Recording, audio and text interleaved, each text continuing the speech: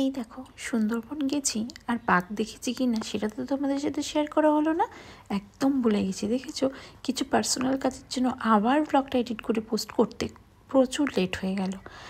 ঠিক আছে, আমি জানি তোমরা ঠিক প্রত্যেকবারের মতো এবারও আমার ব্লগটা ঠিক দেখে নেবে। আগের মাসে মানে নভেম্বরে 15 তারিখে আমরা গেছিলাম সুন্দরবন। তার কিছুদিন আগে পর বলছিল আমার 2-3 দিন ছুটি আছে, বলো তুমি কোথাও ঘুরতে যেতে চাও। তা আমি ভাবলাম যে কোথায় যাই ভাবতে ভাবতে কিছুদিন ধরে আমার ফেসবুকে স্ক্রল করতে করতে খুব সুন্দরবনের ছোটো ছোটো ভ্লগ, ছোটো ছোটো শর্ট ভিডিও প্রচুর আসছিল। তো দেখতে দেখতে ভাবলাম কি আমি সুন্দরবনেই যাই ঘুরে আসি। তো বললো চলো, আর বোনের দিন বললাম কী রে সুন্দরবন যাবি? বললো চল, তুই যেখানে আমরা তো সেখানে যাবই। তো বোনদের নিয়ে আর ওদিকে আমার শ্বশুরমশাই, বাবা, দাদা আর আমার বর সবাইকে নিয়ে বেরিয়ে পড়লাম সুন্দরবনের উদ্দেশ্যে। ও মা, গিয়ে দেখি সে কি ভিড়! আমি তো ভেবেছিলাম আমিই শুধু মনে হয় একা যাব আর কয়েকজন যেতে পারে, কারণ কি ঠান্ডাটা এখনও খুব একটা পড়েনি তখনও। তো সেক্ষেত্রে ভেবেছিলাম যে খুব একটা মানুষ হয়তো এখনও যাবে না, হয়তো পরে যেতে পারে ঠান্ডা পড়লে। কিন্তু গিয়ে যেটা দেখলাম সেটা হচ্ছে আমার মতন মানুষ তো প্রচুর ভর্তি গো, যারা ঘোরার কথা শুনলেই কোনো প্ল্যান ছাড়াই দৌড়াতে দৌড়াতে ঘুরতে চলে আসে।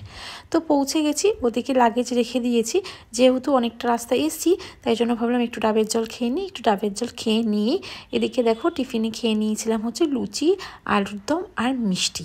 আচ্ছা বলে রাখি, বাঘ দেখলাম কি না সেটা পরে বলবো লাস্টে, কিন্তু এটা বলে রাখি তোমরা বাঘ দেখতে পাও চাই না পাও, খাওয়া দাওয়া কিন্তু প্রচুর ভালো ভালো পেয়ে যাবে। সারা দিন বুটে নদী দেখো, আর ওইদিকে জল আর জল আর ভালো মন্দ বসে বসে খাওয়া দাওয়া, আহা হা হা। এই 2 দিন মানে 3টে দিন 2 রাত 3 দিন ভীষণ ভালো কেটেছে। তো চলো একটু শেয়ার করি। তো ওইদিকে খেয়ে নিয়েছিলাম ব্রেকফাস্ট, তারপরে এদিকে দেখো কিছু ফটোশ্যুট হচ্ছিলো, মানে আমি এখনও স্টার্ট করিনি কিন্তু আমার ছোটো বোন দাদা ডিএসএলআরে ওকে ফটো তুলে দিচ্ছিলো। তারপরে এদিকে চলে এসেছিলো ফিশ ফ্রাই, ওই যে বললাম খাওয়া দাওয়া কিন্তু একদম কমতি নেই। চলো এইবার আমরা নেমে গেছি গোসাবাতে। আচ্ছা, এই জায়গাটা বলা হয় এটা হ্যামিল্টন সাহেবের বাংলো, মানে এখানে হ্যামিল্টন সাহেব থাকতেন। আচ্ছা, তারপরে আমরা ওখান থেকে কিছুটা বেরিয়ে গেলাম এবং আরেকটা জায়গায় গেছিলাম, সেটা হচ্ছে এটা 5 টাকা করে টিকিট কাটতে হবে, মানে এন্ট্রি ফিস তোমাদের হচ্ছে 5 টাকা। আমরা 5 টাকা করে টিকিট কেটে সবাই মিলে ভেতরে ঢুকে পড়লাম। এটা হচ্ছে রবীন্দ্রনাথ ঠাকুরের বাংলো, মানে হ্যামিল্টন সাহেব রবীন্দ্রনাথকে ডেকেছিলেন এবং রবীন্দ্রনাথ ঠাকুর এসে তিনি এই বাংলোতে স্টে করেছিলেন। খুব সুন্দরভাবে এটাকে মেনটেন করে দেখো, খুব সুন্দরভাবে সাজিয়ে রাখা হয়েছে। তো এখানে যেহেতু রবীন্দ্রনাথ ঠাকুর ছিলেন, তো সেক্ষেত্রে এইভাবে এটাকে স্থগিত রাখা হয়েছে এবং সুন্দরভাবে সাজিয়ে গুছিয়ে রাখা হয়েছে। জায়গাটা অপরূপ সুন্দর। অবশেষে কিন্তু বাঘের দেখা পেয়েছি, এই দেখো বাঘ মামা। আরে না না, আড্ডা মারছিলাম। তো চলে গেলাম এদিকটাতে, পুরোটা ঘুরে নিচ্ছিলাম।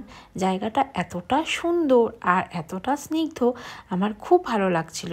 আর তাই ভাবলাম তোমাদের সাথে শেয়ার করে দেবো বলে কয়েকটা ভিডিও আর কয়েকটা ফটো কিছুটা নিয়ে নিই। তো এদিকে ফটো ভিডিও আমি ক্লিক করছিলাম আর সবাই চারিদিকে ঘুরে ঘুরে দেখছিল। ওই যে আমার শ্বশুরমশাই আগে যে বেরিয়ে গেল। এবার চলো ভেতরে ঢুকে দেখা যাক যে ভেতর থেকে কিছু আছে কি না, দেখা যায় কি না। আমি কেন একা দেখবো, তোমাদেরও একটু ভালো করে দেখাই। আচ্ছা দাঁড়াও দেখি তো ভালো করে দেখা যায় কি না। হ্যাঁ, এই তো দেখা গেছে। দেখো আমি তোমাদের জন্য কত কষ্ট করে ভিডিও করি, দেখেছো? কিন্তু অবশেষে কিছুই দেখা গেল না, পুরোটা ফাঁকাই ছিল। তারপরে আমরা আবার চলে আসলাম লাঞ্চে, উঠে পড়লাম, আর এই যে বোন, এই যে আমি। তারপরে তো খুবই ভালো লাগছিল, হালকা রোদ্দুর। আচ্ছা এটা বলে রাখি, তোমরা না সামনের দিকটা বসার চেষ্টা করবে, কিন্তু ভিউটা কিন্তু খুব ভালো আসে। আচ্ছা, তারপর সন্ধ্যা হয়ে গেল, এবার আমরা চলে আসলাম হোটেলে, যার যার রুমে। তারপরে সেদিন ওখানে আদিবাসী নাচ রেখেছিল, মানে ওখান থেকে হোটেল থেকে। তারপরে আমরা সন্ধ্যাবেলা একটু গেলাম নিচে গিয়ে ওখানে সবাই কফি খেয়ে নিচ্ছিলাম নিচে। সন্ধ্যেবেলায় তোমাদের স্ন্যাক্স ছিল হচ্ছে কফি, আর হচ্ছে ছিল চিকেন পকোড়া। সবাই মিলে আমরা কফি খেয়ে নিচ্ছিলাম, আমরা 3 বোন নিচে নেমে গেছিলাম, আর এদিকে খেয়ে নিয়েছিলাম চিকেন পকোড়া। তারপর একটুখানি আশেপাশে একটু ঘুরতে বেরিয়ে পড়লাম। কতক্ষণ রুমে থাকতে ভালো লাগে বলো? ঘুরতে এসেছি, ঘুরবো না সেটা কখনো হয়? তাই বেরিয়ে পড়লাম একটু ওখানকার মার্কেটটা ঘুরতে, যে দেখি কিছু পাওয়া যায় কিনা। তাহলে তাহলে কিছু জিনিস কেনাও যাবে আর কিছু জিনিস কিনে নিয়েও যাওয়া যাবে। তো ভাবলাম যাই কিছু দেখতে থাকি, তাই মার্কেটটা একটু ঘুরতে ঘুরতে দেখছিলাম। আর ঘুরতে এসেছি সুন্দরবনে, তার কিছু তো স্মৃতি কিনে নিয়ে যেতে হবে বলো। তাই জন্য আমি এখানে এই ওয়াল হ্যাঙ্গিংটা কিনে নিয়েছিলাম।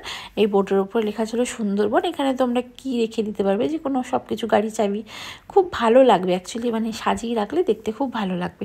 আচ্ছা, পরে আমি তোমাদের শেয়ার করে দেবো ভিডিওটা যে কেমন লাগছিল। তারপরে ওখান থেকে মার্কেট থেকে ফিরে চলে আসলাম। এসে দেখি এখান থেকে এই বিকেলে, এই মানে রাত্রেবেলা, এই সাঁওতালি নাচের এখানে আয়োজন করা হয়েছে। তাই বসে বসে জানো তো দেখছিলাম, ভীষণ ভালো লাগছিল। পুরো অন্যরকম, সবসময় হিন্দি গান নাচ, একই পরিবেশ একই জিনিস, একদম না ভালো লাগে না। তাই এখানে এসে কাটালাম এই 2 দিন, মানে 2 দিন 3 রাত আমাদের খুব ভালো কেটেছে। তারপরে এখানে মন্দির দেখে নিচ্ছিলাম, দেখতে ভীষণ ভালো লাগছিল। পুরো সন্ধ্যেটা না বসে বসে এইভাবেই কেটে গেছে। আর দেখো তোমাদের হোটেলটা দেখিয়ে দিই, অনেকটা বড়, অনেকটা। তোমরা যদি কেউ আসতে চাও তাহলে এখানে চলে আসতে পারো। আমরা ছিলাম আপনজনে। তারপর ডিনার করে নিয়েছিলাম, কারণ পরের দিন সকালে আবার তাড়াতাড়ি উঠতে হবে। তাই ডিনার করে নিয়ে তাড়াতাড়ি আমরা ঘুমিয়ে পড়লাম। নেক্সট ডেতে দেখা